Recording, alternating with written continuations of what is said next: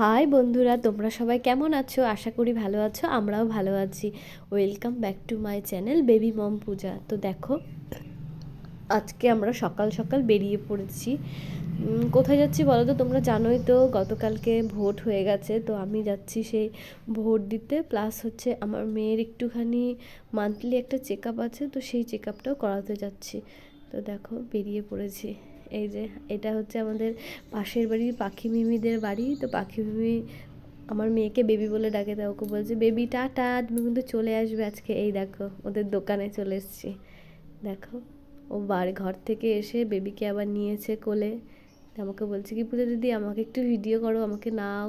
তাই আমি আবার ওকে তোমাদেরকে একটু দেখিয়ে দিলাম। দেখো, বাইরে আজকে ভীষণ রোদ্দুর পড়েছিল। দেখো, এই যে আমরা টোটোতে উঠে পড়েছি, এখন যাচ্ছি আমরা স্টেশনে। তো তোমরা আমার ব্লগটা কন্টিনিউ দেখতে থাকো।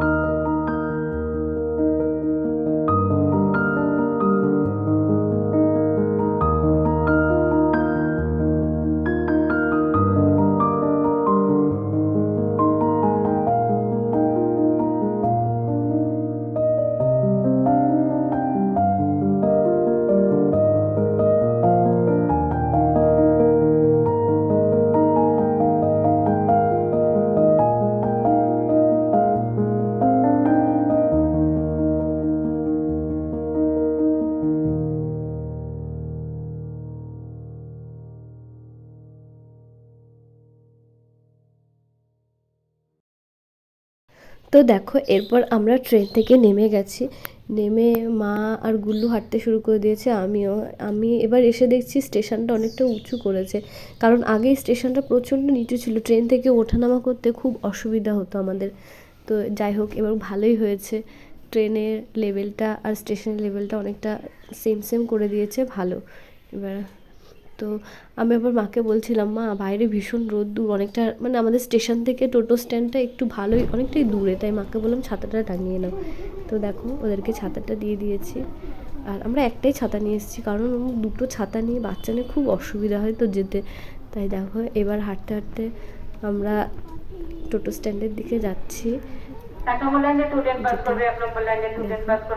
আমার মেয়ে এখন ছাতা চলো, গেটটা এখনই দিয়ে দেবে। দিদিকে ছাতা মানে রাখতেই দেয় না, ওকে নিয়ে ছাতা নিয়ে যাওয়া যায় না। তো দেখো, আমি এবার রেল লাইনটা ক্রস করব। এই যে চলে এসেছি রেল লাইনের এপারে। এবার টোটো স্ট্যান্ডের দিকে যাচ্ছি। জানি না এখন এই দুপুরবেলা করে টোটো থাকবে কিনা, দেখা যাক পাই কিনা। দেখো, আর আজকে বাইরে সেরকম একটা লোকজনও ছিল না। আর এই যে আমাদের স্টেশনের বাইরে বিখ্যাত মিষ্টির দোকান মহাদেব মিষ্টান্ন ভাণ্ডার। দেখো, ও মাঝখানে আমি আবার একটুখানি এটিএমে গেছিলাম একটু টাকা তোলার জন্যে, তো ডক্টরের কাছে যেহেতু যাব তাই একটু টাকা তুলে দিলাম। এই যে এবার এবার আমি যাচ্ছি হচ্ছে বাড়িতে চলে এসে, তারপরে তোমাদেরকে দেখানো হয়নি, যা গরম আর রোদ ছিল বাইরে, ওর জন্য বাড়িতে এসে খাওয়া দাওয়া করে আমি আবার দৌড়াতে দৌড়াতে এখন যাচ্ছি হচ্ছে ভোট দিতে, কারণ প্রায় তখন 5:30 বেজে গেছিলো, আর কিছুক্ষণই ছিল ভোট দেওয়া বাকি। এই যে ভোট দিতে আমি চলেও এসেছি, আর ভোট আমার দেওয়াও হয়ে গেছে, দেখো সেটাই তোমাদেরকে দেখাচ্ছিলাম। তো দেখো,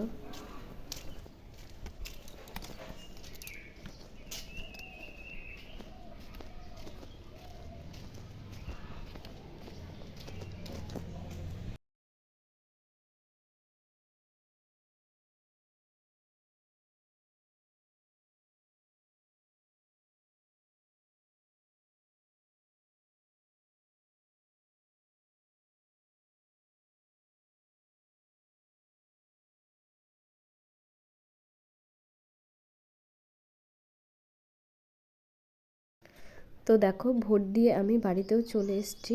আর এই যে এই সাদা রঙের যে বাড়িটা দেখছো, এটাই হচ্ছে আমার শ্বশুরবাড়ি।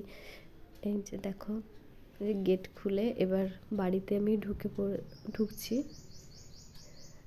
আর দেখো, এই যে এটা আমাদের টাইম কল, যেখানে সাধারণত জল খুব একটা আসে না।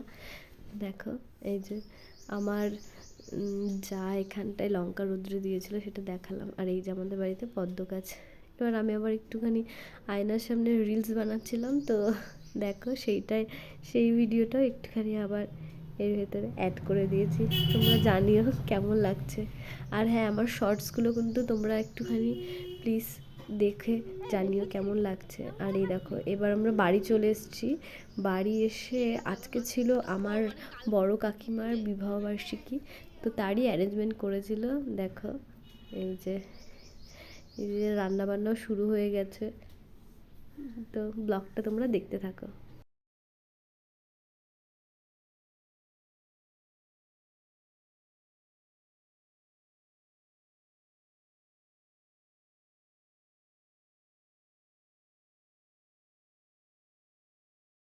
তো দেখো, এরপরে চিকেন রান্না শুরু হয়ে গেছে, আর সেটাই আমার কাকিমা এখন রান্না করতে শুরু করেছে।